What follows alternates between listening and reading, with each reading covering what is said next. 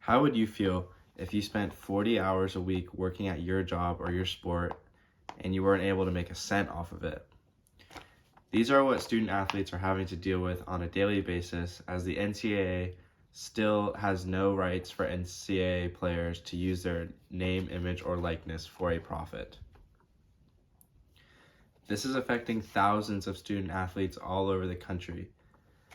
The NCAA is a billion-dollar organization, yet they don't allow their own players to use their own name, image, or likeness as a profit. I have spent the last 2 years working in college athletics, and I've spent the last 6 months researching NIL and how it's going to affect the future of college athletics. Today I'm going to go over 3 main points. The first point is going to be the differences between a regular student versus a student athlete. Second, I'm going to discuss ways that schools are already using NIL to impact the lives of their student athletes through signing deals with different organizations. And finally, I'm going to discuss ways that student athletes will be able to profit off of their own NIL. There are clear biases against student athletes through the eyes of the NCAA. There are multiple ways that a student can profit off their own name, image, or likeness, but a student athlete can't. Let's use the University of South Florida as an example. The University of South Florida has a great music program.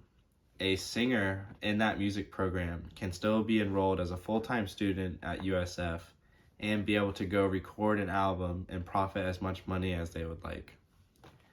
Let's take a student athlete. Let's take a basketball player. A basketball player would not be allowed to go host a lesson and be able to take money off of that. A student could also have millions of followers through social media and be able to make money through different deals on social media. A student athlete could have the same amount of following and not be able to make a cent off their social media accounts because of their name. These are just a couple of differences on why it is unfair that student athletes can make money off of their own NIL and regular students can, because they are enrolled in the same school and taking the same classes. So now that I have informed you on the differences between a regular student versus a student athlete in NIL, let's talk about some ways that schools are trying to get ahead and help their student athletes. According to James Johnson, there are businesses out there that are competing to be the best brand of supporting student athletes through NIL.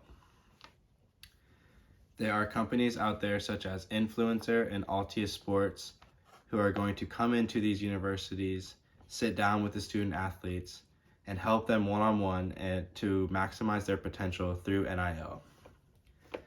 Some of these schools that have jumped on board with this are schools such as North Carolina and Texas A&M.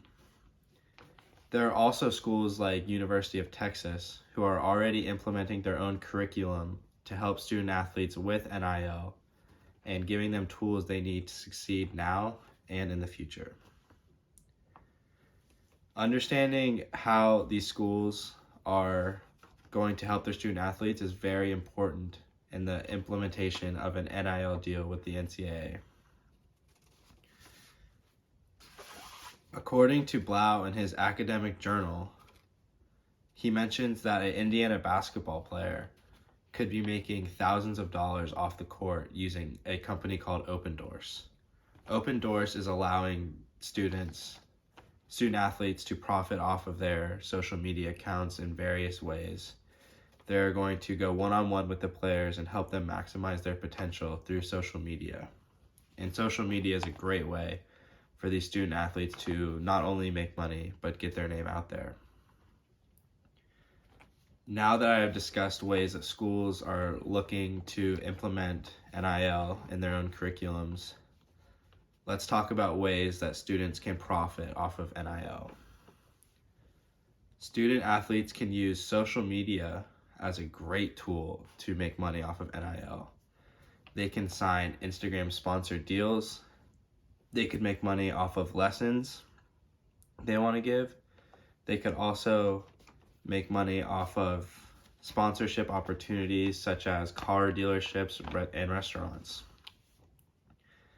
There are also brands out there that would be able to support these athletes. Now, Groves mentions a unique story in his academic journal. The Missouri football team once boycotted their program because of the actions against their university president and his awful behavior.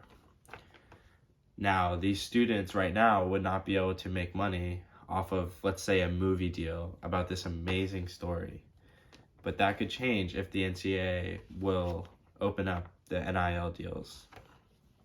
There are already other collegiate organizations such as the NAIA who are already implementing NIL deals.